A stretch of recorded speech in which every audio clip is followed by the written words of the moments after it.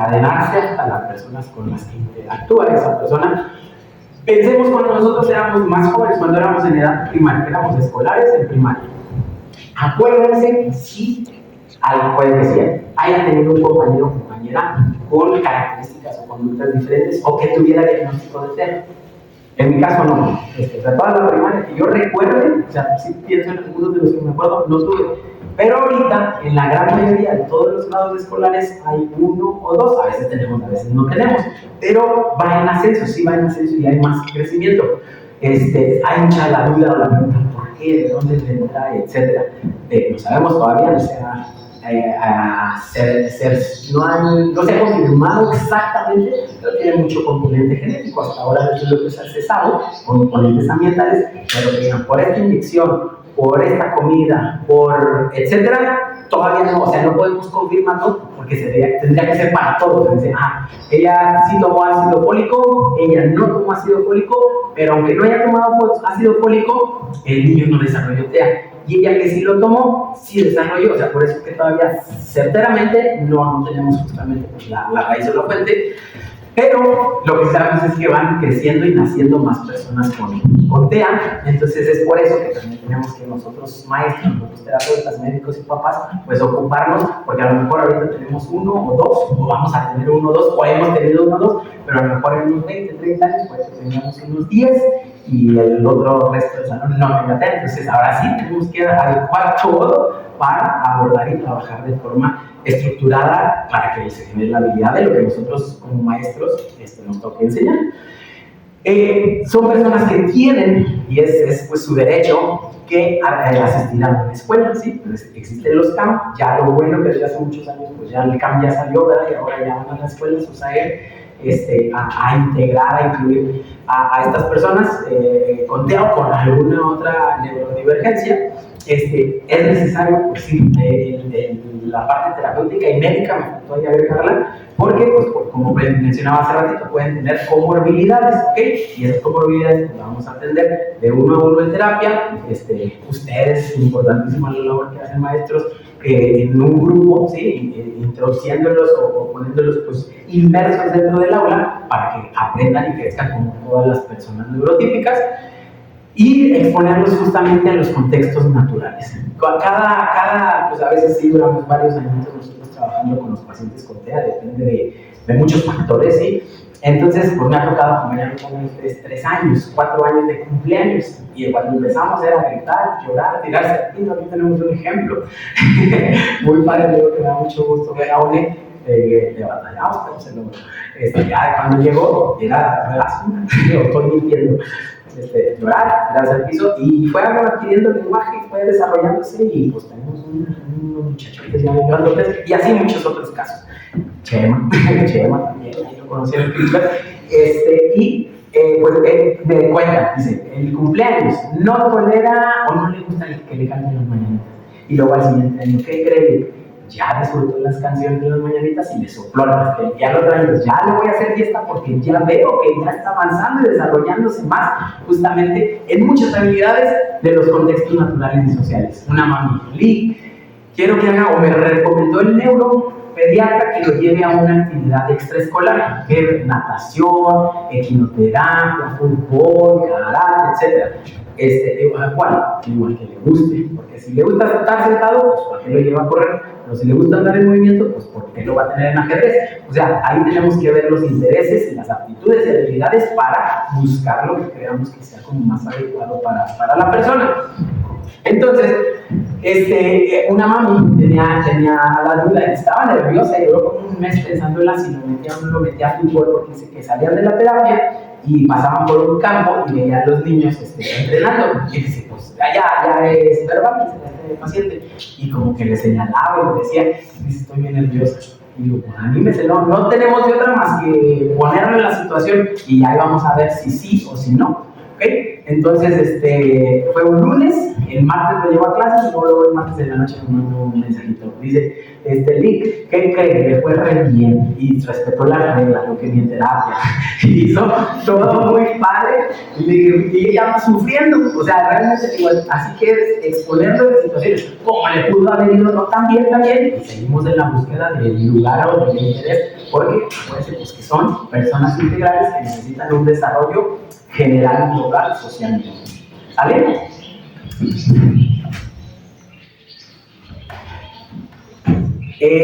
Ahorita me presentaron a un papi que me dijo que es el director o presidente de la red de padres. Fíjense, mucho que ver. Siempre tenemos que buscar acompañamiento y redes de apoyo.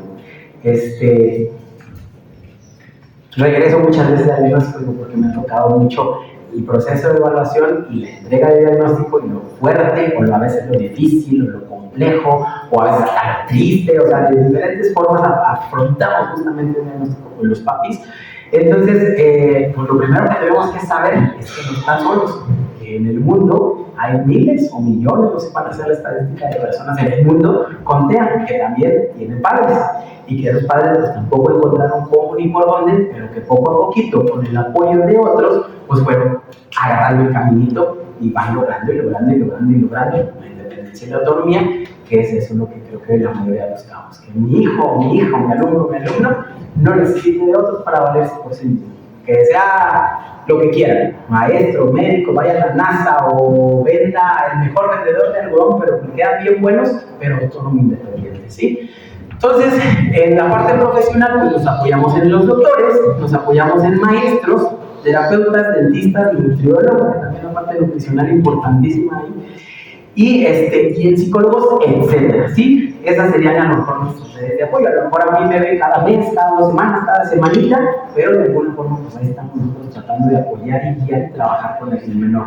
A maestros, su red de apoyo, pues los ven, los llevan a la escuela diariamente y de alguna forma es como, ayúdame, ¿sí? Cuando llego es porque, ¿qué necesita? Pues primero, está en el aula, ya está en el aula. Ahora, que el contenido, que la lectura, que la escritura, la motricidad, etcétera, ¿sí? Entonces, nosotros, bueno, somos su apoyo y creo que todos lo hacemos con mucho amor y mucho gusto en nuestro trabajo. Entonces, somos la parte, me voy otra vez a la nutrición, se sabe, hay muchos artículos como que mencionan justamente la afectación que tiene que ver de la parte nutricional directamente con el sistema nervioso central del autismo. Entonces, por eso es importante que tengamos una buena alimentación todo en general. En la parte parental social, las redes de apoyo, pues lo primerito es la pareja, la mamá, la abuelita, el hermano, que serían nuestras redes de apoyo. Familias con personas neurodivergentes, como decía hace ratito, está muy padre que tengan aquí su grupo, porque pues, de alguna forma se apoyan, se comparten y hacen muchas pues labor justamente de interacción y de compartir para no sentirnos justamente solos. Vecinos, vecina, tengo mucha confianza con mi vecina porque ha vivido conmigo durante 5 años y nos conoce bien a mi hijo o a mi hija. Me lo cuida poquito, es que voy a ir a una plática que van a dar. Tengo reunión de la escuela. Esta es otra gran red de apoyo donde ellos depositan la confianza en otra persona porque sabe que lo va a tener bien atendido o bien checadito, que no se va a encontrar en riesgo. Encargados de tiendas o espacios, también nos apoyamos. Algo me acuerdo de lo que trabajamos aquí con uno de mandé a la tienda, que lo tenía enfrente o al lado, y la de dinerito, me gustan las galletas, me gusta, etcétera. Ay, disculpe, no hay problema que no sea el ejemplo, señor. Pero era parte del trama de la intervención. Y ya, dices que vaya a agarrar, ¿no? Pues que sepa que hay que intercambiar. Entonces, esa persona lo ha visto también desde que nació a lo mejor como vecino, y es otra red de apoyo que dice, ya, se tengo que dar dinero, no me puedo ir, ¿sale? Y deporte ya, lo que con eso empecé, ¿sí? Buscar otros espacios para lo que a lo mejor. Y no es tanto, cuando yo empezaba justamente a dar las pláticas acá en Jalapa, bueno, tengo ya 8 años viviendo aquí en Jalapa, lo primerito que me llegaba la mayoría de los papis era con, ¿para qué va a ser bueno mi hijo? Ayúdame a descubrir cómo porque vi la serie, porque vi la película, porque sé que es brillante. Y ya nosotros íbamos, terapeutas, aterrizando un poquito de, no sé todavía para qué vaya a ser bueno, pero a mí lo que me interesa es comunicación, porque yo como terapeuta del lenguaje, ¿sí? El de conducta, que acá te sigue indicaciones, se mantenga sentado. O sea, nosotros íbamos viendo eso como el hoy, ¿sí? Ya más adelante se van a ir puliendo las habilidades o los intereses justos para lo que para cada persona le guste o sea bueno. Siguiente. Ahorita pues sabemos que tenemos todos teléfonos, tenemos tablets, tenemos videojuegos que nos gustan mucho, sí, pues las personas contean, o la gran mayoría. Y lo primero que les dice el neuro, nada de celular, nada de videojuego, nada de televisión. Y luego llegan conmigo y les digo, no le hagan caso. Pero sí les digo, ¿lo pueden evitar? Dicen, no, pues es que yo lo entretengo mientras estoy haciendo la comida y ahí me queda 10, 15 minutos entretenido y sé que no va a ser otra cosa, otra travesura, etc. Es su premio del fin de semana. ¿Cómo le quito el videojuego? Sí, toda la semana los saturé de actividades escolares, de tareitas, de terapias, de etcétera. Pues ya que tengo un tiempo de lo que a lo mejor a él le gusta, que es escuchar música o el celular. Vamos con el terapeuta y a mover todas las teclas de la laptop, que nos tenemos que esconder y quitar. No lo podemos quitar y somos, esta era utiliza mucho la tecnología y las herramientas. ¿Okay? Entonces, hay artículos que nos dicen que sí son buenos y benéficos para ciertas cosas, para atención y permanencia y para resolución de situaciones. Depende, por ejemplo, del videojuego, depende de lo que ande buscando en YouTube, depende de etcétera. Pero sí tenemos que tener como horarios y tiempos para que no sea en exceso, porque recordemos cuál es el déficit central del autismo, ¿se acuerdan? Fallas en la interacción social. Y eso nos, pues de alguna forma nos aísla un poquito más, porque yo para que interactúo, si aquí tengo en mis manos con qué trabajar, qué hacer. ¿Okay? Entonces, justamente pues vamos a medir tiempo, digo, si es que tuviera, o sea, porque tampoco es cosa del diablo, la tecnología, pero sí administrada, sí a lo mejor los fines de semana, sí a lo mejor un ratito, pero que no podemos cuidar porque a lo mejor hasta ustedes mismos te pueden dar una tarea de investigar el concepto de etcétera, pues a donde corremos va a ser agobio. Entonces tiene que saber y más adelante trabajar hasta con las computadoras, etcétera. Pero ahorita pues ese es el interés. ¿Sale, vale? Y hasta ahorita voy a dejar ahí generalidades del autismo. No sé si hagamos ahorita preguntas o al final. ¿Cómo es? Porque sigue el lenguaje de autismo. ¿Es al final? ¿Al final? ¿Tienen alguna duda de lo del lenguaje? Ok, muy bien, ahorita lo ves. Ok, entonces no sé si vamos a hacer un par de determinantes puntuales, que yo creo que así va a ser. Sí, dijeron que es hasta las 4. ¿Sí saben todos? 4:30. Ya una horita más. Y listo. Pues mi formación, yo soy licenciado en terapia de la comunicación humana. Es igual que terapeuta de lenguaje, nada más que según la escuela o la universidad nos atribuye el término. Yo soy de Durango, entonces Durango, Cuernavaca, Ciudad de México, existe esa licenciatura, licenciada en terapia de la comunicación humana. Puebla, Ciudad de México y otros estados lo tienen como licenciada en terapia de lenguaje. ¿Sale? Pues justamente les decía ahorita, mi tema central, principal y lo que yo trabajo de día a día es la comunicación, ¿ok? Aparte de atender obviamente el autismo, pues atiendo muchas otras condiciones, adultos con infartos cerebrales, afasias, demencia, etcétera, porque todo eso implica la comunicación humana. Pues antes de entrar de lleno con las dificultades centrales o los problemas en el lenguaje en las personas con autismo, tenemos que entender, desglosar, decodificar los significados de 3 palabritas que muchas veces las utilizamos como sinónimos y justamente no son sinónimos, que es lenguaje, comunicación y habla, ¿ok? Entonces vamos a entender, igual y puede que ya lo sepamos, no lo sé, pero que si no nos volvemos a acordar qué es el lenguaje, y ahí viene, vamos a empezar con eso, a ver qué es el lenguaje. Es un sistema estructurado arbitrario de símbolos que se usan para comunicar sobre objetos, relaciones, acontecimientos en el marco de una cultura. Es un código compartido, comprendido por los miembros de una comunidad lingüística y que los niños aprenden mediante la interacción social. El lenguaje lo vamos a entender como una función superior cerebral, una función cognitiva superior que justamente todavía no llega a nivel de expresión de palabras. El lenguaje sucede solamente y únicamente en mi cerebro, ¿ok?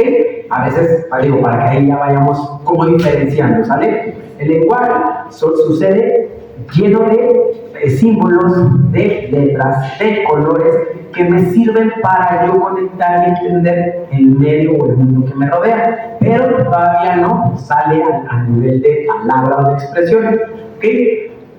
Un ejemplo, para yo, por ejemplo, cruzar una calle, necesito una avenida grande y el semáforo, yo no necesito que alguien me tome de la mano y me diga que ya puedes pasar. Gracias a la decodificación y al entendimiento de un color, yo sé que ya puedo cruzar o no, ¿sí? Los letreros, justamente, no necesito que alguien me diga, ese significa que ahí es la paletería o que ahí es el hospital. Yo lo leo, estoy, por ejemplo, en un restaurante y quiero ir a lavarme las manos, quiero ir al baño, entonces, sentado y no más un mesero o alguien para quien yo le pregunte, me empiezo a fijar y qué es lo que voy a buscar para ubicar. WC, baños, un muñequito, una muñequita, pero ahí ni siquiera estoy hablando ni estoy diciendo nada. Eso justamente es el lenguaje. ¿Sale, vale? ¿Queda clarito qué es lenguaje? ¿Sí? Ahora vamos a ver qué es la comunicación. La comunicación es el proceso por el que una persona formula y envía un mensaje a otra persona, la cual lo recibe y lo decodifica. Las personas se comunican principalmente mediante el habla, pero usan también muchos gestos, expresiones faciales, posturas corporales y tonos de voz para hacer llegar su mensaje. La comunicación no es hablar, la comunicación es hacer llegar el mensaje o un mensaje justamente a otra persona. A diferencia del lenguaje, que vimos anterior, es social. El lenguaje, les decía, no necesitamos de nada ni de nadie. Sí lo aprendemos a través del desarrollo y crecimiento y de la interacción con otros, pero para poder ejecutarse no necesita de nadie. Pero en la comunicación, a fuerza, necesito que haya alguien. No necesariamente de forma presencial, pero sí a lo mejor en otro lugar para yo mandarle un mensajito, hablar por teléfono, en la misma trato directo con las personas, en un restaurante hay comunicación y no necesariamente hablar. Va pasando la maestra que me cae gorda. No tengo que hablar, yo nomás con esa mirada ya sabemos que no nos caemos bien. Sí, a mi pareja, mi esposa, mi novio, mi novia o mis hijos les gusta mucho un platillo. Ese día se los voy a hacer porque ando muy de buenas y ni siquiera necesito decirles, te hice esto porque te quiero. Solamente cuando mamá, mi amor, muchas gracias, que te doy. Y esa es otra forma de comunicar, abrazos, besos. Ahí mismo menciona el habla, las palabras, también son otro sistema de comunicación, pero las palabras y el habla no es el único sistema de comunicación, ¿sale? ¿Y qué es el habla? El habla es el acto motor del lenguaje, de la diapositiva anterior, ¿sí? Ya todo lo que yo tengo de información almacenada en mi cerebro, lo expreso a través de mi aparato para que se conjugue y tenga conectado con la comunicación un significado y un sentido. Vamos a hacer igual aquí, sobre todo los maestros de educación especial. ¿Cuáles son los órganos que intervienen para el habla? Labios, para decir, pero vamos a ir un poco a poquito, gracias, sí, no muy bien, ahorita me apoyan. Labios, primero para decir mamá, papá, bebé, ¿sí? Lengua quiere ser la unión de labios. Lengua, decía, ¿sí? Lengua. Vamos a decir Laldo. ¿Qué uní? Lengua con paladar, ¿sí? Y otra, la N también, lengua con paladar, y algunos otros fonemas, se hace esta unión. ¿Qué otro? Dientes. Para decir sí. ¿Sí? Tengo que unir mis dientes para que salga. A veces me llegan entre 6 añitos que hacen así y luego no tienen dientes frontales, pues no podemos trabajar todavía la S, ¿verdad? Porque basta que crezcan, porque si no se va a ir todo el aire. ¿Sí? ¿Ok? Vamos. ¿Se acuerdan cuál otro? Cuerdas vocales para la resonancia de voz. Vamos a agarrarnos todos el cuello. ¿Sí? ¿Qué vamos a hacer? ¿Qué se siente en su mano? Vibración de cuerdas vocales. Vamos a hacer la S. ¿Qué se siente en tu mano?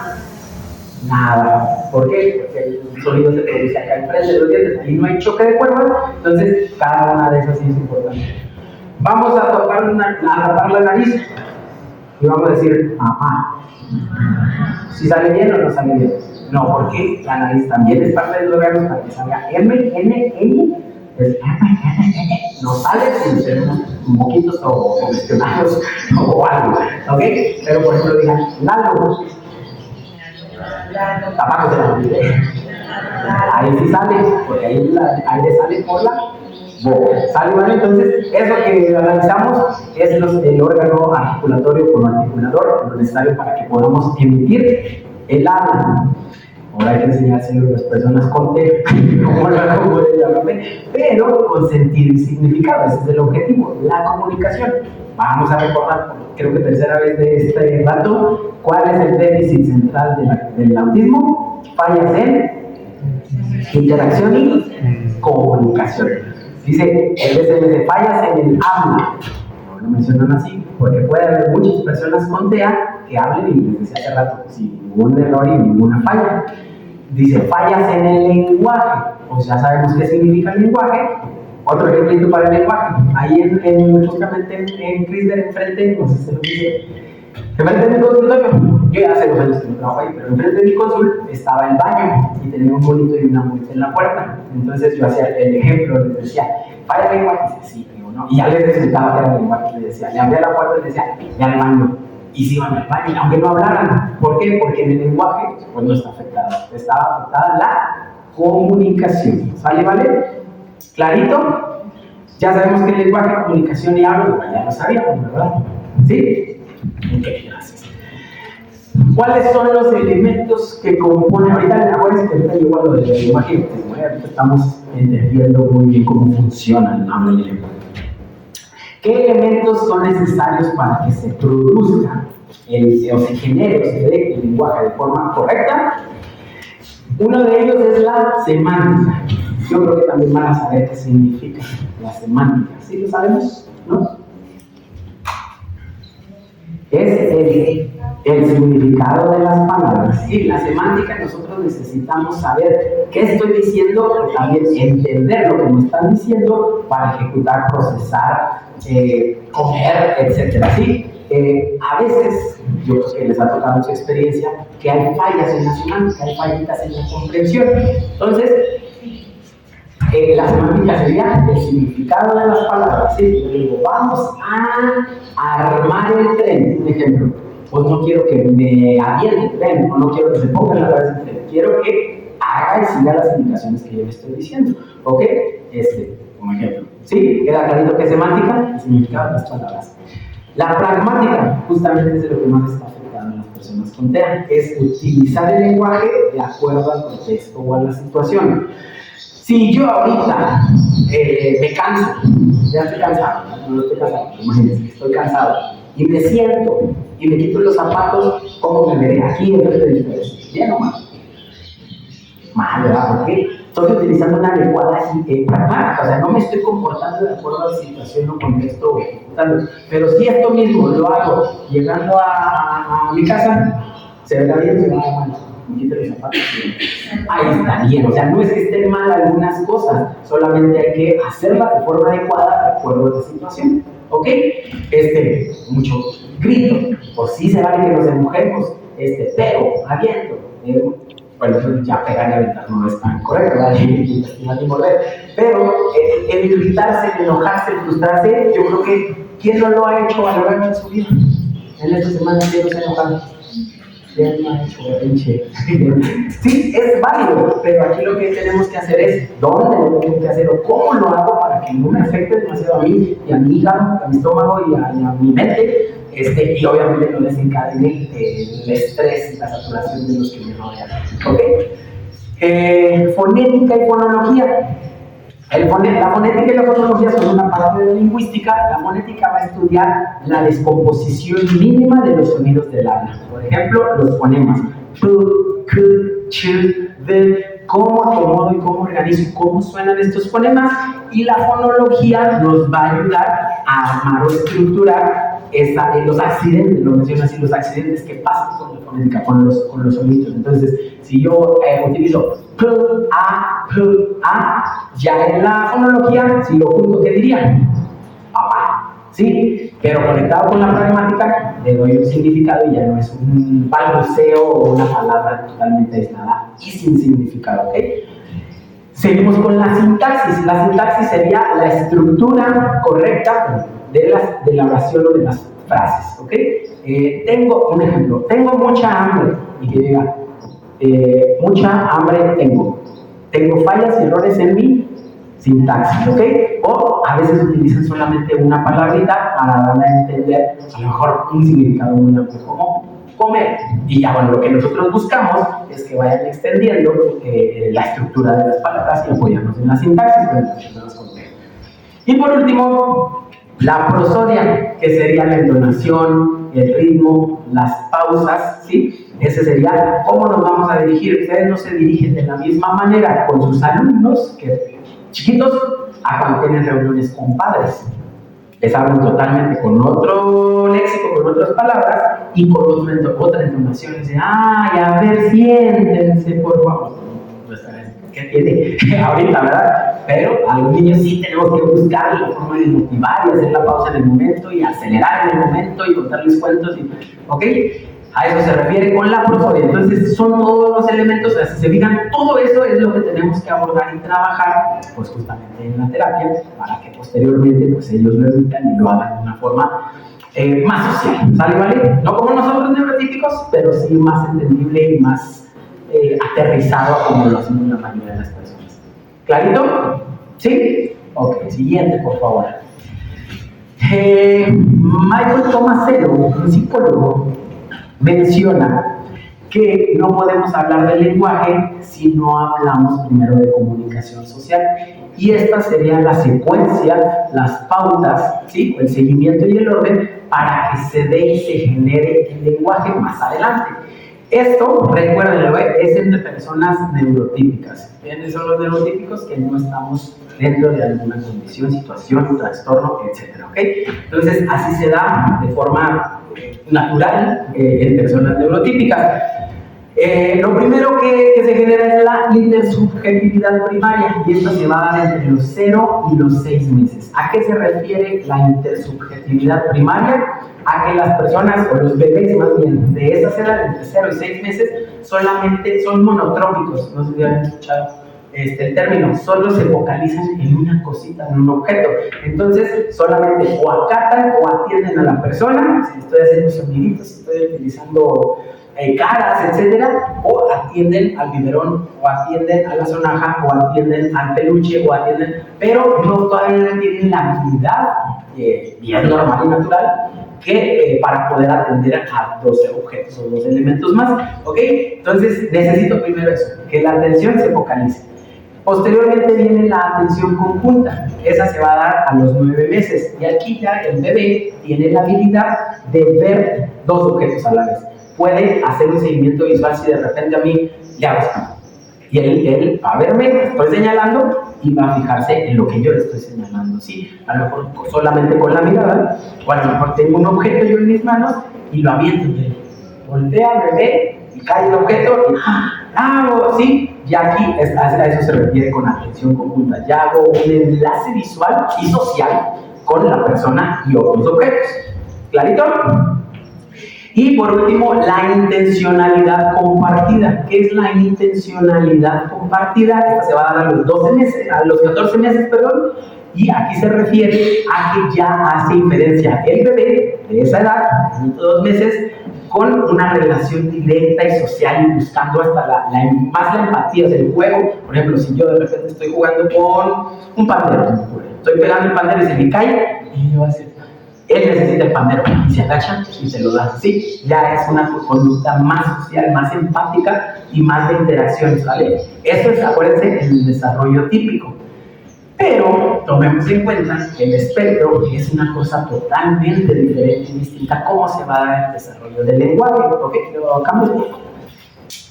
en ese, primero tenemos que tener bien clarito todos que el espectro tiene un desarrollo muy diferente y paralelo. O sea, no es que no lo puedan hacer, lo hacen y hasta a veces les digo, nos rebasan en cosas. Pero tenemos siempre que tener esa como mirada, ¿sí? Y no quitarnos de la cabeza que ellos aprenden y procesan la información de una forma diferente. Así que pues, por eso existen herramientas y estrategias distintas para nosotros enseñarles. A lo mejor les enseñamos con sus alumnos neurotípicos, probablemente les enseñan 5 veces. A lo mejor al niño con TEA, con una que te lo vea, una vez lo ejecuta y ya se lo aprendió, pero ya no quiere volverlo a hacer. Ya es el tema conductual. Porque si ya lo hice, pues ¿para qué lo hago más veces? Por ejemplo, ¿sale? O a veces no, o sea, a veces también al niño con TEA necesitan enseñarle 3 o 4 veces para que lo consolide. Por eso es espectro, por eso es cambiante, por eso todas las personas tienen formas y procesos de aprendizaje, o tenemos distintos, ¿ok? Entonces, acuérdense, las personas con TEA no aprenden igual que la persona neurotípica, entonces no busquemos que hagan exactamente y cumplan con los objetivos y los requisitos sociales igual que otro niño de su edad o de sus alumnos de su grupo, ¿sale? ¿Vale? Hay que buscar, o sea, sí se puede aprender, eso sí, o sea, súper le digo, y a veces más, pero de una forma o estrategia diferente, ¿clarito? ¿Sale?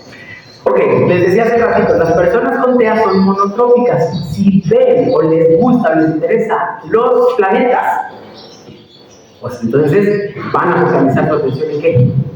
En los planetas. Si les gusta mucho plantas versus contra zombies, ellos van a querer solamente peluches y videos y si son verbales, hablar de ese tema. ¿Ok? Entonces nosotros tenemos que aprovechar esa motivación con el tema de interés profundo. Ahí pues tenemos que conocer a nuestro alumno y saber que a lo mejor es muy sensorial, o es muy auditivo, o es muy visual, o le gustan las canciones, o les gustan las pelotas, o le gusta el aire libre, etc. Recuerden que en el TEA, bueno, creo que es uno de los objetivos. La inclusión no es que sean como nosotros neurotípicos. La inclusión es justamente que respetemos a esa persona y le demos herramientas para afrontar y convivir de forma social y adecuada, ¿sale? O sea, no es como que yo quiero que se siente todo el tiempo, que se siente el mismo niño sin alguna situación o condición, ¿ok? Tenemos que estar buscando justamente pues, herramientas de estrategias. Entonces, por eso es que se hacen modificaciones y adecuaciones, ¿verdad?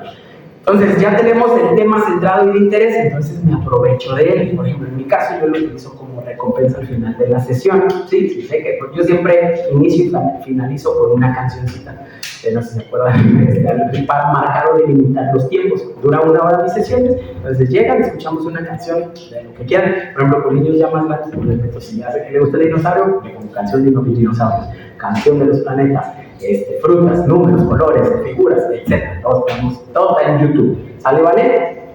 Entonces, así es como su forma de pues recompensar justamente el esfuerzo que hizo durante la sesión de la exigencia que le pudimos haber puesto durante la terapia. Por ejemplo, tuve un paciente que él le encantaba siempre 5 minutos antes de terminar, tenía una pista de tren, y y él siempre tenía que ir como rutina a armar un poquito, pero él ya sabía que yo le ponía una canción, agarraba temporadas, o sea, 2 veces era una canción, él me decía cuál. Entonces ya yo ponía la canción y él decía pausa, iba, guardaba y volvía y regresaba y ya terminamos la canción y ya sé, o sea, era como su rutina y ya le voy a encontrar eso, estrategias, y porque cuando llegó pues era muy complejo y muy complicado que quisiera guardar el material y que hiciera estas transiciones o cambios. Entonces, tenemos que encontrar para el desarrollo del lenguaje en personas con TEA, fijar que es monotrópico, centra su atención en algo, apoyarnos en esa atención, esa motivación profunda, para posteriormente va a haber una permanencia, eso también. No esperemos, a lo mejor, que dure demasiado tiempo en lo que yo le ponga. Sí puede durar mucho tiempo en la compu, puede durar mucho tiempo haciendo filas, puede durar mucho tiempo con los dinosaurios, pero a veces eso pues en la escuela no nos sirve, ¿verdad? Porque no queremos enseñarle eso, porque a lo mejor ya lo sabe, eso sería como la diversión del jueguito. Entonces aquí, cuando yo sepa que le quiero enseñar un reto o una habilidad diferente nueva, voy a tomar en cuenta mucho que va a ser intermitente su atención. O sea, sí va a estar a lo mejor un ratito conmigo, pero llega el momento o el punto donde se satura, se cansa, se choca y yo le doy el espacio. A veces pues, he hecho la sugerencia de bolitas o pelotitas sensoriales, tener a lo mejor un instrumento musical, tener un peluchito, y siempre le digo, tome mucho en cuenta eso, que no genere mucha distracción en los demás compañeros, pero también que él no se enganche demasiado tiempo, y para eso pues utilizamos una herramienta que se llama Teach, podría ser, o alarmas, por ejemplo, que pongamos una alarmita y digamos, ya, o sea, no sé, 2 minutos que le permito como esta dispersión, y ya sabe, y soy muy rutinario, entonces podríamos aprovechar eso para hacer la actividad, vas y te despejas y regresas, y poco a poco ampliando, tratando de justamente sus periodos de atención sean más larguitos, sí, y cada vez llegar más información, cada vez más compleja, pero para que tomemos en cuenta justamente eso.